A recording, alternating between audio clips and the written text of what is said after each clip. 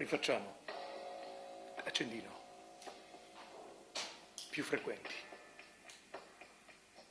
Vai.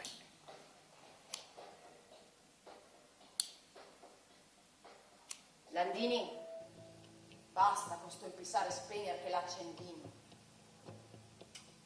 Che de fuoco ve ne muovo abbastanza, mi pare.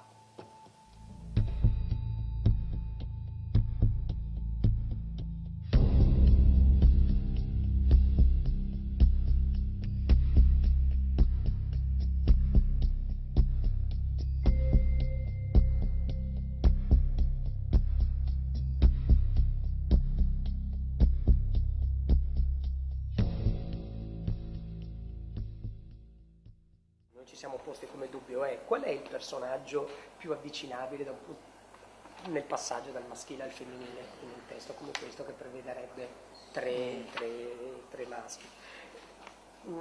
Ci domandavamo se fosse Bortolami oppure se fosse Landini, cioè che l'angelo, fra virgolette, sterminatore che viene con l'accendino, che proprio in quanto angelo magari è il più, fra virgolette, assessuato.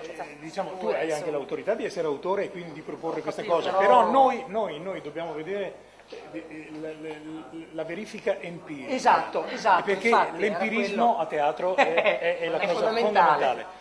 La preoccupazione mia è per Bortolami, perché Bortolami non deve essere carico di energia e avere grande piglio, ma è un uomo, diciamo, una generazione come Agamennone che sta cadendo per lasciare il posto ad Egisto. Giusto. L'Egisto potrebbe essere lei, no? Certo. Ecco, anche magari pensare a una situazione indeterminata sua. Sì, esatto. Perché allora metteremo sul piano sia l'infiltrazione, precariato. ma anche il precariato. Il problema del precariato.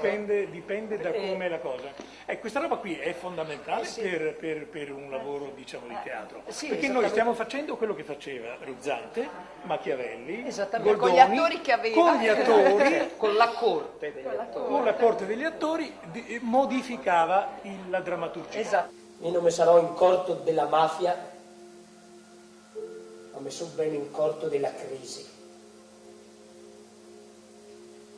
La crisi va oltre della mafia, oltre di tutto. Quella la te castiga, bianco, nero, rosso o giallo che te sei. Se no mi perde il lavoro. Le finio.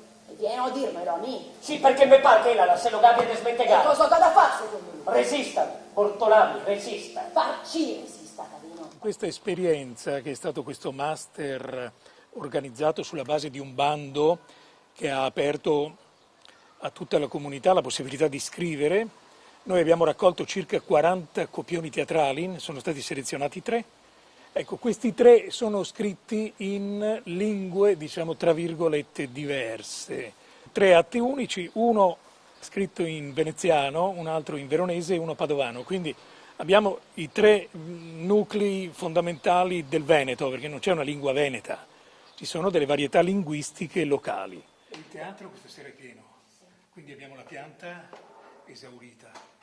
C'è un pubblico meraviglioso, c'è la borghesia colta, ci sono gli indigeni, c'è tutto stasera.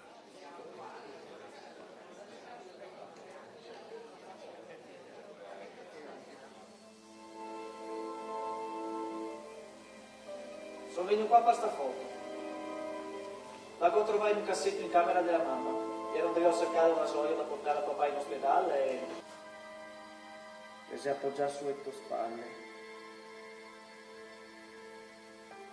Guardando che a foto mi è apparso di ricordarmi di quel pomeriggio di 30 anni fa. Di ricordarmi che ti piacevi.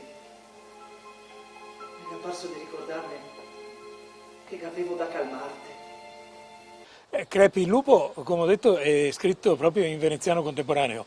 Questa è una ricchezza strumentale sia per l'attore che per il regista, perché il testo diventa drammaturgico e non ha quel ingombro, quella zavorra letteraria. I testi teatrali sono fatti per essere rappresentati e non letti, e quindi una lingua contemporanea indubbiamente dà dei vantaggi sul piano delle modalità espressive. Questa è la seduta di psicanalisi. Rivedi e regredisci allora e quindi si apre l'inconscio. Queste cose che tu dici sono nuove, Matteo, sono nuove anche per te. Ecco, capisco che se è una roba che non riguarda solo che me, ma che riguarda anche te. E avevamo sempre avuto paura. Non ti che mai pensato? E se da quando siamo piccoli che avevamo paura? Non ti che mai pensato a quando hai scommissiato questa paura? Da quando? Io so da quando.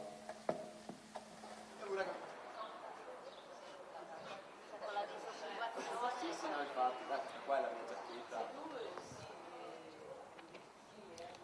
Ci arriva le pensioni come non so di che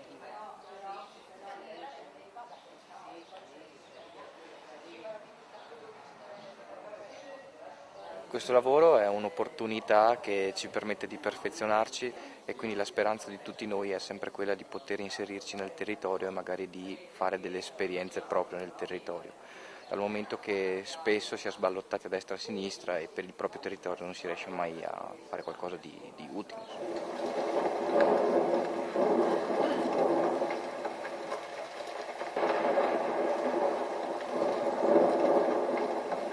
Poi adesso questa qua è diventato, sono le tue radici che ti hanno impedito di partire, quindi qualche volta puoi dialogare anche con la valigia. L'avevi fatto spontaneamente?